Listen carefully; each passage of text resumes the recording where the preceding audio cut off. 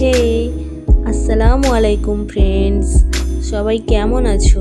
আলহামদুলিল্লাহ আমি খুব ভালো আছি। তো আজকে ফার্স্ট রোজা গেল, সবার রোজা কেমন কাটলো? আলহামদুলিল্লাহ আমার খুব ভালো কেটেছে। তো আজকে ফার্স্ট রোজার ইফতারিতে কি বানাচ্ছি সেটা তোমাদের সঙ্গে আমি শেয়ার করছি। তোমাদের যদি ভালো লেগে থাকে অবশ্যই একটা আমাকে লাইক করে দেবে। তো প্রথমেই আমি যেটা বানাচ্ছি সেটা ছাড়া আমার মনে হয় এই ইফতারিটাই কেমন অসম্পূর্ণ লাগে। আর এটা আশা করি সবার বাড়িতেই এই রমজান মাসে বানানো হয়। তো আমি এই দেখো গোটা ছোলা মাখা রেডি করে নিচ্ছি। তো এই দেখো আমার ছোলা রেডি। তারপরে আমি কিছু ভাজা পিঠে করে নিলাম। এটাকে কি পিঠে বলে আমি জানি না, তবে এটাকে আমি ভাজা পিঠেই নাম দিয়েছি। এটাও আমার কমপ্লিট হয়ে গেল। তারপরে পেঁয়াজি বানিয়ে নিলাম কটা। পেঁয়াজি ছাড়াও ইফতারটা আমার যেন কেমন অসম্পূর্ণ মনে হয়, তাই ওটাও একটু ভেজে নিলাম।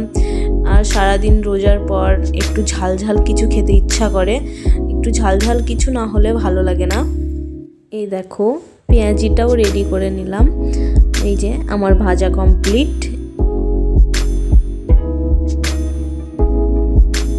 এই যে এরপরে আমি ফলগুলোকেও কেটে একটা প্লেটে সাজিয়ে নিয়েছি। তারপরে যেগুলো ইফতার করব সেগুলো প্রত্যেকটা প্লেটে করে আমি সাজিয়ে নিয়েছি।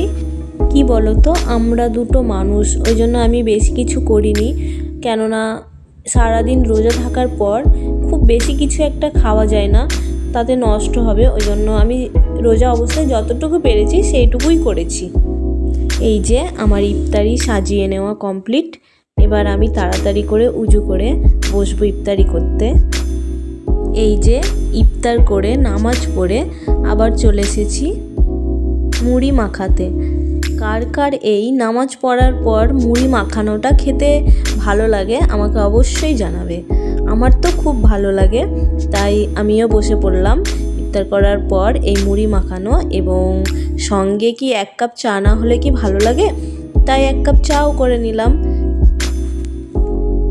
তো চলো আমরা এবার খাবারটা এনজয় করতে থাকি।